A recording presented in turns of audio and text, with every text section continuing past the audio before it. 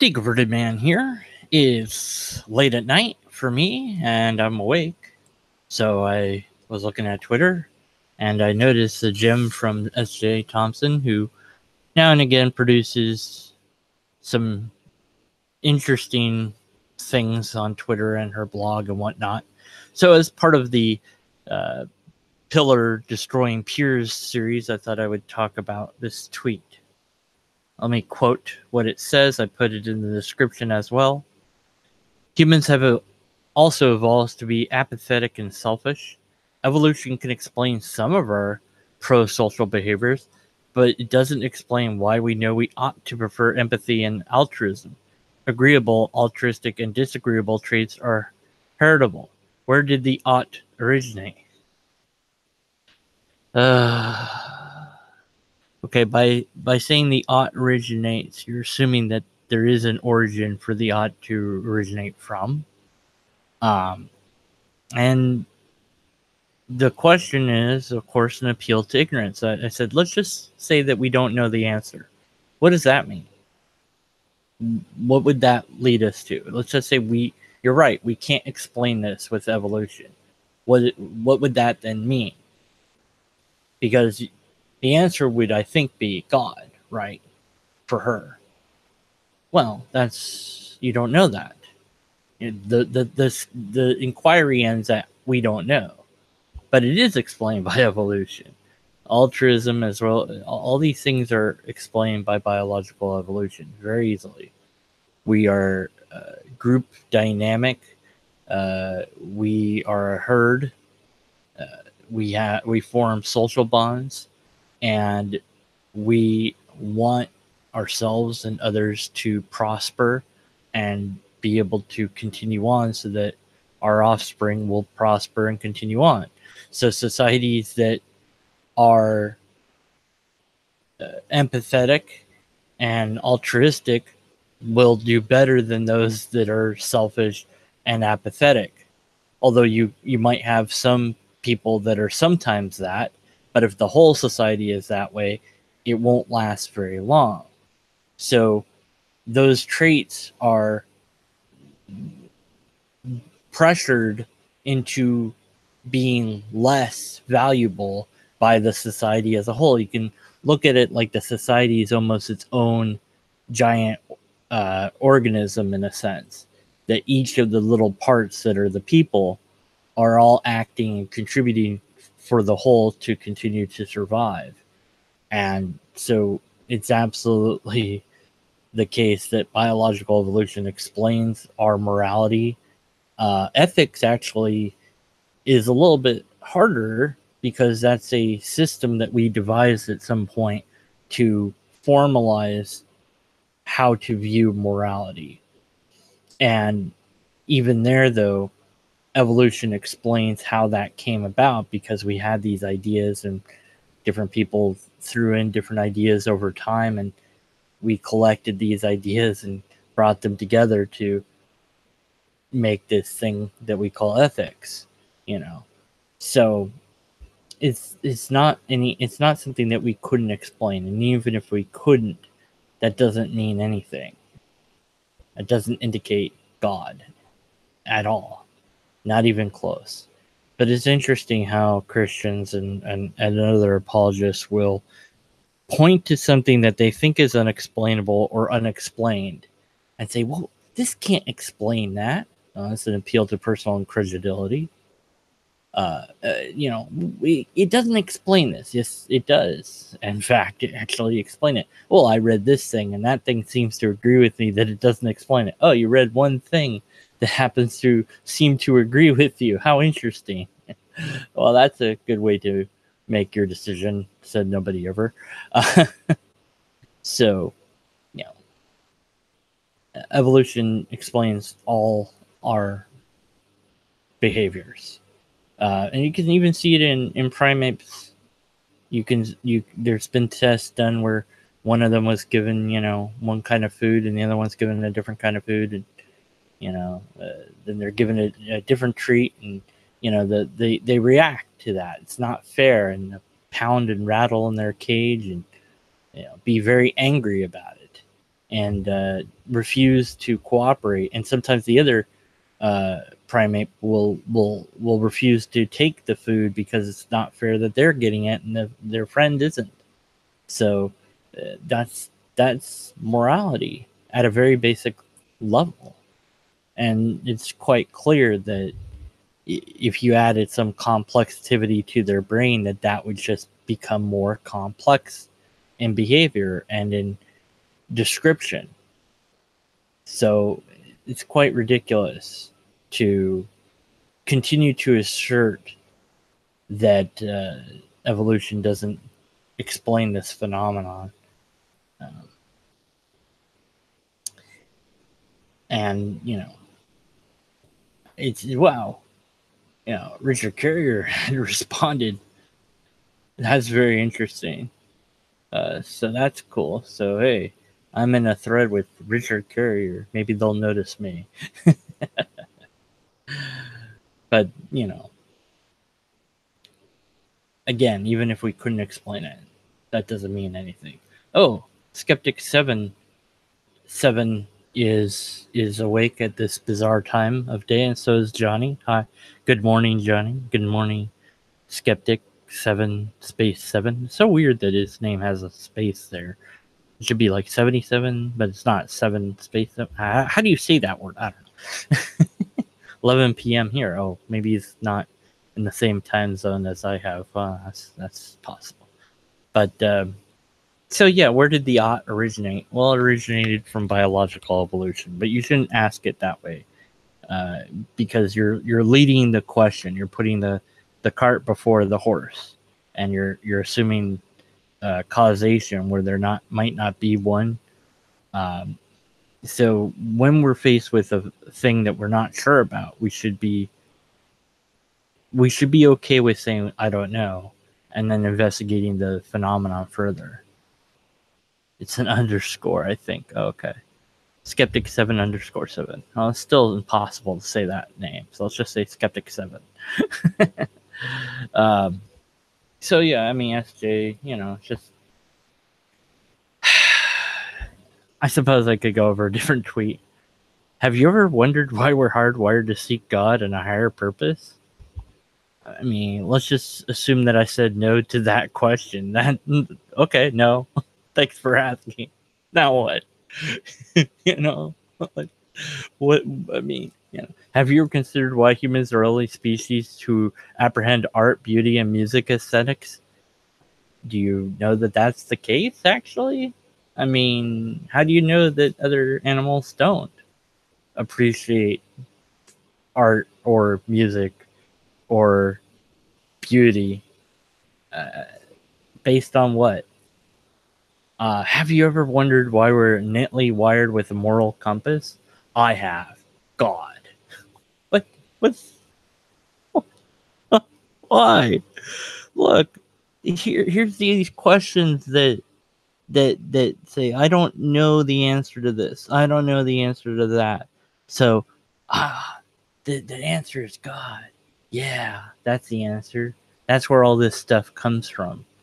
Is God. We're special. We're not that special as in a sense of animals. We got lucky, but we're not. We're not anything. I think that the emphasis that apologetics tends to do on humans is that we're this really, above everything else sort of animal.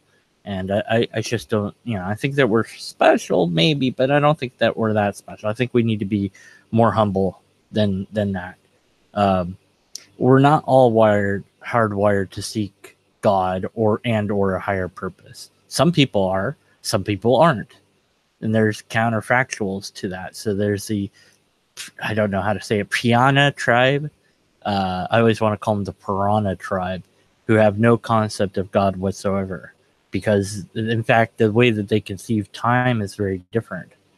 And the way that they built into their culture is a requirement for evidence. You have to have seen it yourself, or somebody has to have seen it and they told you, or you have had to at least heard that somebody said that they saw it for you to think that it's true. And if you don't have those things, then it's pointless to even talk about it. So when the guy went there to talk to these people, he was trying to talk to them about Jesus. They're like, "Oh, did you see this Jesus? No. Did your father see him? No. Okay, well, why are you telling us? It's like, you didn't hear this firsthand, so it's not even worth our time." But anyway, so even if you wondered why we're hardwired to seek God, why are some people hardwired to not seek God?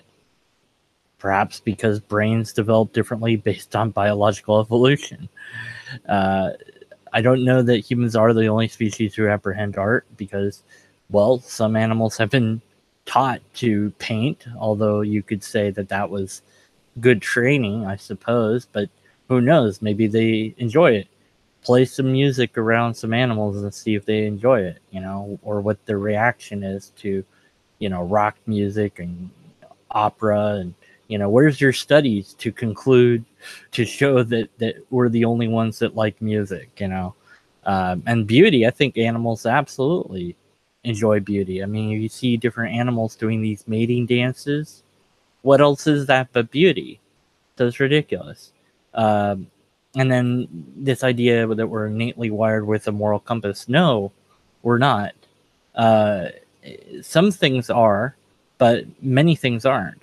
But of course, this ignores sociopaths who are born without any idea what right and wrong really is. They have no idea what that even means. It's simply inconceivable for them. Their brain doesn't work that way. So certainly they don't have that compass. They have to pretend to do things so that they get along, and they don't really understand why something is good or bad, but they'll do what's good so that they can get along in life. But they have, either way is fine with them because they don't have any emotions one way or the other about it. So let's just ignore the sociopaths. How do you explain those people? Have you ever wondered about them? Is that proof of Satan or proof of evil or proof of sin?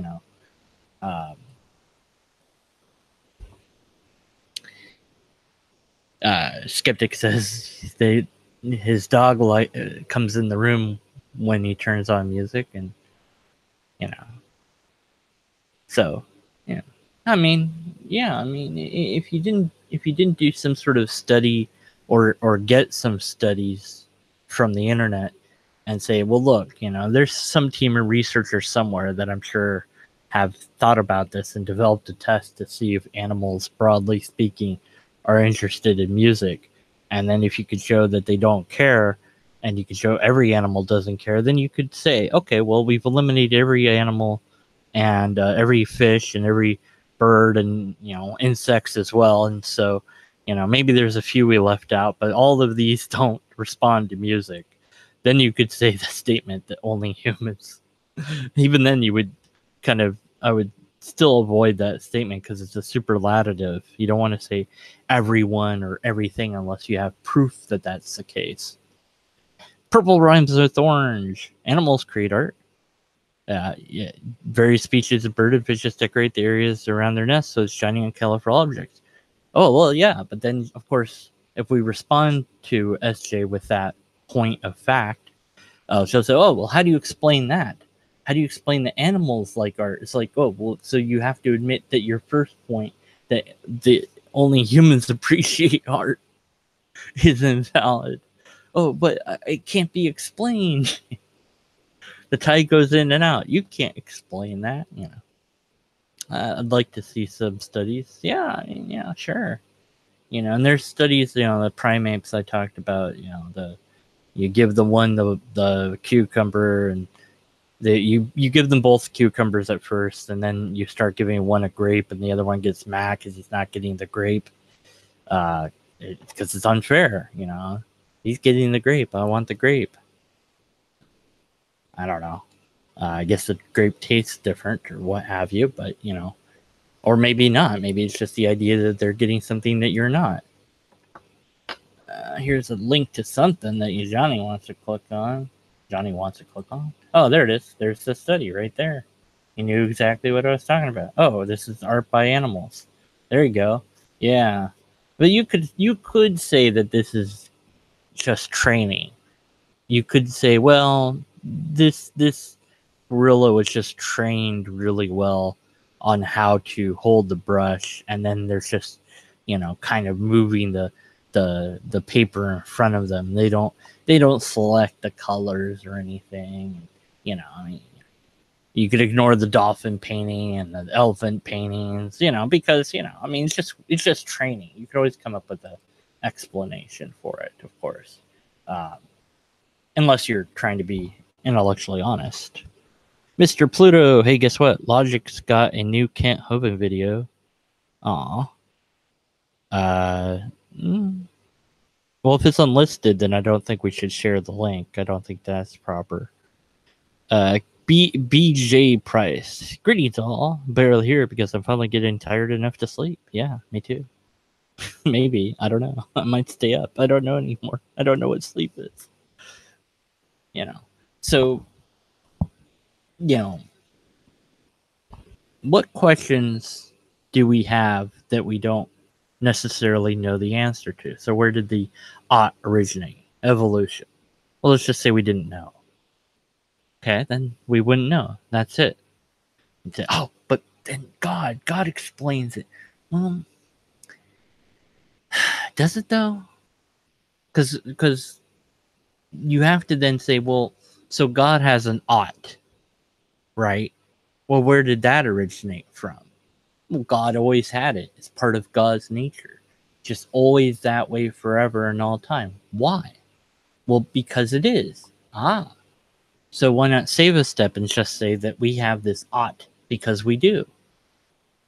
So rather than adding on something that we don't even know that is an answer, I think we can save a step and just say, maybe that's just the way we are. Of course, there is an answer, but I'm just saying, if we didn't know what the answer was. But yeah, that's the link Johnny gave. The first link was the painting.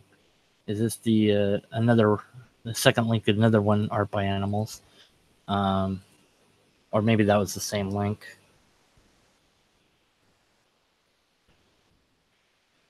I'm trying to find the one that's there it is. This is part of a TED talk, but that's good enough for me. This is the link to the monkeys that are paid unequally, if you will, and how upset they get. So, got to mute for Colbert now too. Okay, Colbert is that's the late night show guy or whatever. Yeah, I don't watch him at all. Okay, so I guess that was it. This is just kind of a quick one. I didn't want to, record a video and upload it. I just wanted to get right to it and do it this way. It's a bit faster. So, these questions that SJ continues to have that I suppose she thinks are unanswerable or not satisfactorily answered. Hopefully I'll do a hangout with her at some point to talk about that and the continual abuse of the appeal to ignorance that keeps happening in all of these things. It was just so obvious to me, and I hope to everyone else, that when you say, where did the ought originate? And let's say I said, I don't know. Well, then look at the first thing. Have you ever wondered about this, that, and the other thing? Oh, it's God. So you already have the conclusion in mind. So what's the point of asking the question? Might as well just say God, God, God, not do anything else. I mean, haven't gotten around to the Seitan Bergengate talk that she had, but that will be a thing that I do soon, hopefully. Okay. So, the monkey one's great. How many times will she ask, why do people die for beliefs? Yeah, that's been answered. Well, I mean, of course, this assumes that there were people to die for any beliefs in the first place. So, how do we know that these people existed? Other than the writings that are about these people from this particular sources that are already questionable as it is. Yeah, I mean, I could make up a whole series of characters who all die for their beliefs and pretend that that's history. I could say, millions and billions died fighting the Great War of Laud to ensure that the Book of the Lobsteress would be well preserved. Maybe that'll be the Laud's New Testament or something. Yeah. The big problem with Theos, Purple says, is that doesn't seem like they will accept I don't know. Yeah, it does. It does. In fact, if you go and listen to S.J. Thompson talking to Matt Dillahunty, she's yelling, all you guys say is you don't know, and it's like, and Matt's like, why is that a problem? It's like, yeah, I think that you learn to love the mystery, but religion sells you the idea that everything has an answer, and the answer is God, or the answer is the religion. And I brought that up a little bit when I talked with the Milwaukee atheists. And if you're not subscribed to them, you should be. And the talk I had with them was interesting. But so yeah, I mean, millions of people died in Leviticus, but they don't count because they weren't Israelites. Well, yeah, they all died for their beliefs, I'm sure. Yeah, and however many Hindus or Muslims or whoever dies for this. Oh, but then they'll come back. Well, but they didn't die saying that they saw the risen Christ. So see, that makes it different. No, it doesn't. It doesn't matter what the person dies for. That doesn't make it more legitimate or anything. It's ridiculous. And again, if I read a story that says all these made up people died, that doesn't make the thing true or valid. I love when I ask people, well, have you considered the Lobsterist? And I'll post the Lobsterist, and I won't get them saying, well, no, I've never looked at that, I better read that right now. Like they'll read, like if anyone reads it, it's out of curiosity of what the bleep I'm talking about. But it's not like just saying, well, you haven't looked at this religion, right? It's like, yeah, there's a million religions out there. I don't have time to look at all of them. It only matters if you die for the right belief, right? Yeah, exactly. If you die for or if the book says that they died for these beliefs that I've already decided to believe in, then surely the only answer of why they died for these beliefs is that these beliefs that I hold are true, and that's not circular at all. Yes, of course it's circular. I believe I will die someday. Are you willing to die for that belief? Now that would show people like, oh yeah, I'll live for that belief. Haha. Actually, since I have a little bit of time here, I guess I'll tell this story, even though it's a tangent from the topic, but I don't care. It's my channel. I'll do whatever I want. I had a friend who had issues, I should say. He told me, and I think that he believed this, that he believed he was immortal. And he also thought he'd come from the future and that he was there to like try to kill his dad or something really weird like this. And it didn't make sense, but I just was his friend, and I tried to, be the best friend I could be. And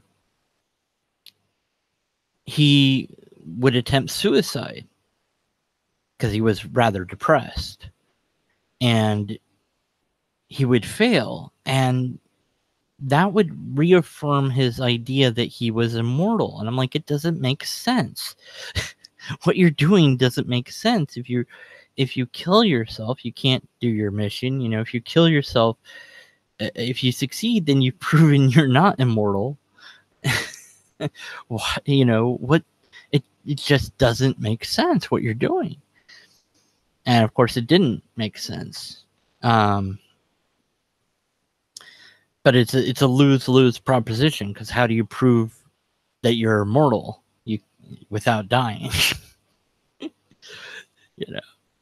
So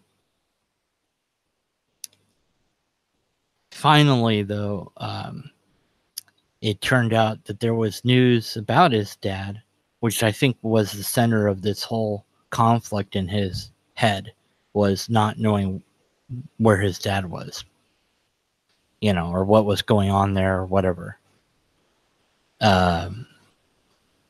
And the news came in that his dad had died recently or whatever. And he was receiving mental help at the time at a mental hospital. And I told the staff, I said, give the phone to the staff, because I was talking to him on the phone. And I said, okay, look, guys, he's going to try to kill himself again. You better watch him real carefully. And then we, heard that he somehow escaped. And he was just wandering around. And they got him back or whatever. And I'm like, you guys are really lucky that he, didn't go through with it or succeed or whatever, because it'd be lawsuit time. I mean, it's just, would you not listen to me? I told you what was going to happen. But then he seemed to break free of this idea that he was from the future and all that, because it was all based around, his dad. And since his dad's dead, well, he can't be from the future to kill his dad, since his dad's already dead. Unfortunately, he moved shortly after that whole incident, so I don't know if he's alive and well today. I have no idea if he fully recovered from that mental issue or not, or if he still suffers with depression or whatever. But when you're in that zone of belief, and that belief in some ways protects you from your mind makes ways to protect itself. And so the belief that I'm immortal and I'm from the future and I'm here to kill my dad, even though that doesn't really make a lot of sense, but that's my story. And so I have my own narrative. And so, I can make sense of the world through that narrative. Whereas the real narrative is, I don't know what happened to my dad, and it hurts me, and I don't know what to do with that feeling, and I feel like I can't talk to my mom about it. And I saw that was evident. His mom would just respond to him in a ludicrous way. She'd be like, stop pretending or messing around. I'm like, he's not messing around, he is mentally ill, duh, hello, wake up. What was it gonna take for her to realize that he wasn't, it's like, misbehaving? It's like, no, it's not misbehavior, he's got something wrong in his head.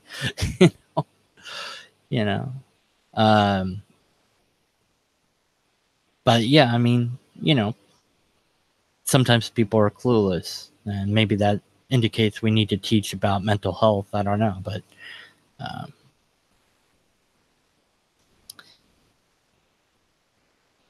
if you have depression or anxiety or whatever,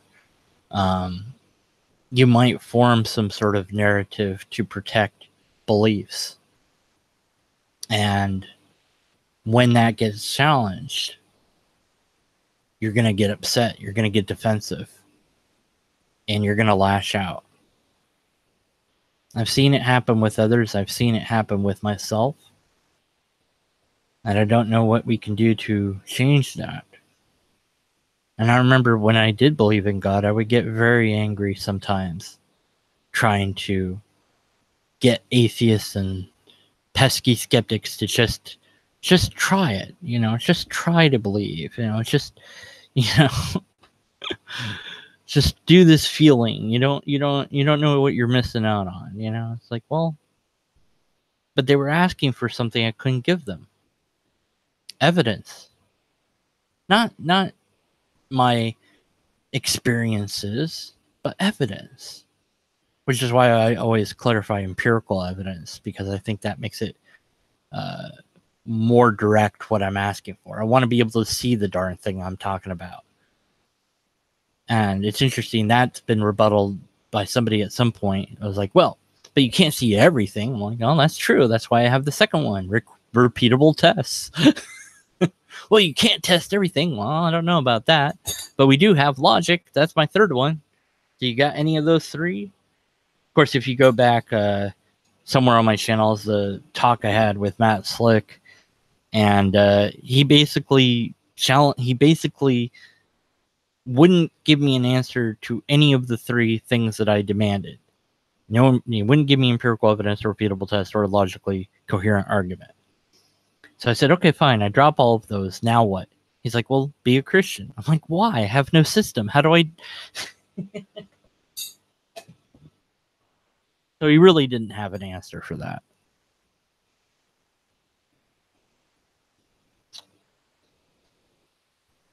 Try it, like trying on a new outfit. Yeah. One issue with mental health is how hard it is to find what a delusion is without including most religions. That might be the thing. Well, here's the thing. It's not really, though, because the bell curve of humanity is such that religious belief is in the bell curve. It's a normalized belief. So make of that what you will, but it is considered a normal belief to hold. But even within that bell curve, you'd still have outliers about belief in whatever, whether it be God or souls or whatever, that could cause somebody distress. So, you know, you would treat the distress, because if somebody, even when they have a weird belief that doesn't align with reality, as long as that's not making it hard for them to cope with life, it's pretty much seen as benign within psychology. There might be some treatment for it, but basically it's like, well, it's not hurting you or anyone else, so leave it alone, you know. You know, if you just believed you were immortal but you didn't want to act on it, then that belief wouldn't necessarily be bad. You know, it's like, well, of course I'm careful when I walk outside and I look both ways when crossing the street, but I still think I'm immortal because I don't want to get hurt. So I'm immortal, see, but I can still get hurt. Ah, see, there's there's an extra belief I had to throw in there. But you know, delusion is something outside of the bell curve of normal. So, you know, when Dawkins or whoever might say religion is delusion, in one way he's right, but in another way he's wrong, because it's like, well, we've all, as a species, we've all kind of accepted this belief because it must have been beneficial to our society at some point in time. And we might outgrow it as a species. It's highly possible, but something else might take its place, and maybe something else much worse. So maybe we ought to be careful.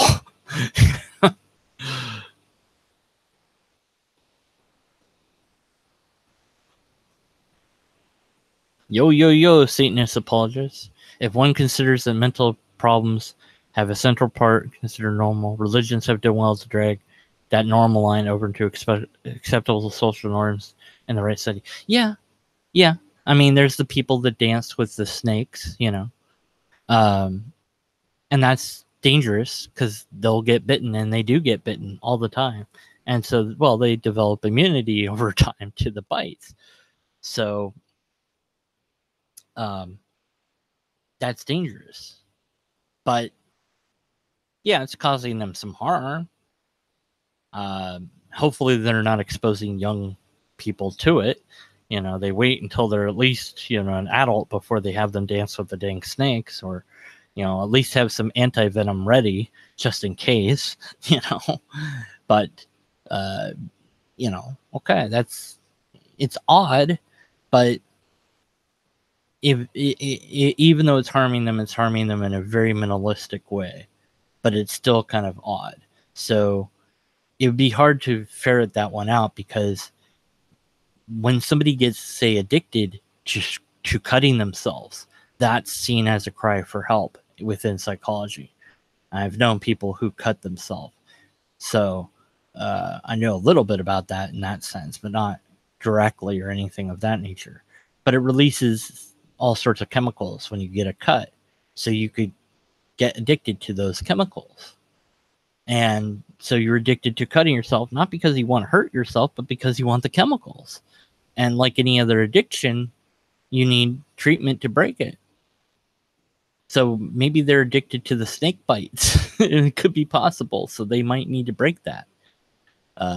But whether they will or won't, that's a different matter. But maybe we'll get to the point one day where we say, look, you're dancing with these snakes, and maybe that's a mental problem. Maybe you should get treatment for it. And maybe they will, and they'll stop dancing with the snakes. Or at least defang them.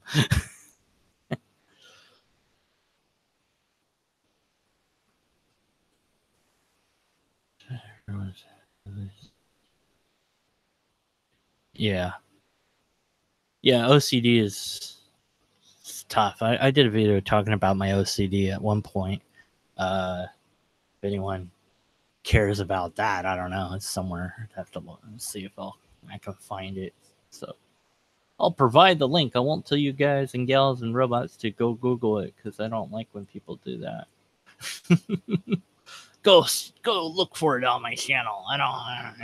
What was I saying? OCD. Let's type that in.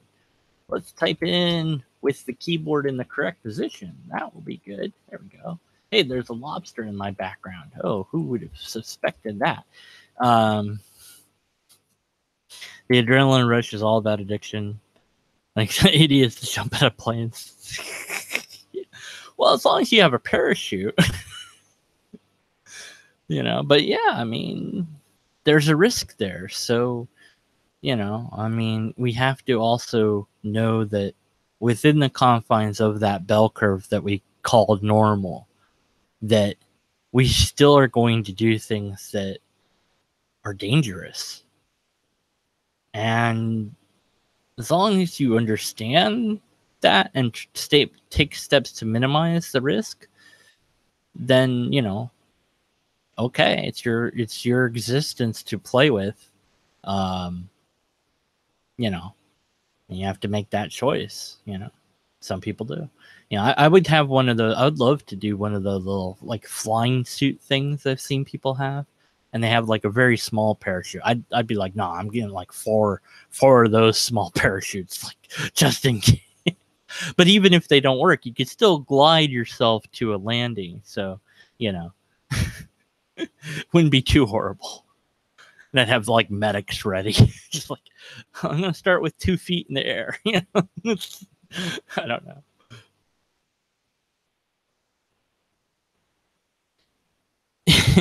Is it cheaper to have everyone die? What?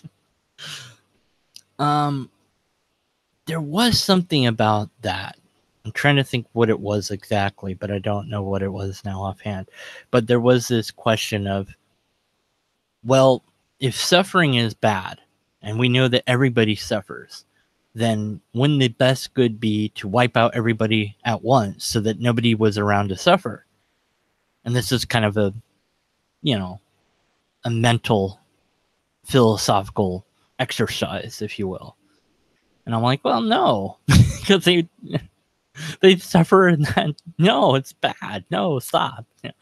No, because life is something that's interesting, and to extinguish it just because of suffering, I don't think would get. It's not the same. It's not the same result, because there's nobody there to know that there's no suffering. It only counts if somebody is there to know that suffering is over. It reminded me of Star Trek Deep Space Nine. There's this point where one of the bad guys, Dukat, says to one of the other bad guys, Wayun, and he says, he's like, oh, we're gonna have to kill all the humans on Earth and take over that planet. He's like, no. You don't kill your enemies. He's like, you don't? No. You make them see that they were wrong to oppose you in the first place. And then Wyun's like, and then you kill them? He's like, only if necessary. So this idea that, it's no fun to just wipe them all out. Anyone can do that. No. It's they'd have to admit that they were wrong to oppose you. Because then that's more fun. Then you have this validation. If nobody's around, then you can't declare victory, really. Because nobody's there to say that they lost. Nuts, I gotta go. Okay, Red Tail.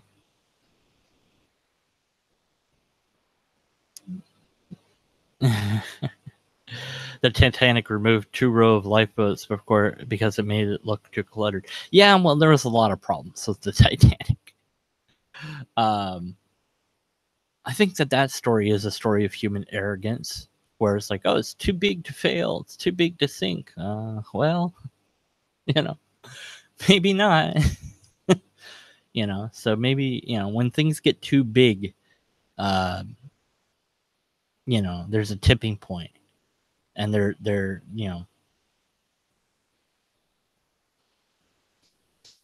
Anyways, so where did the yacht originate come from?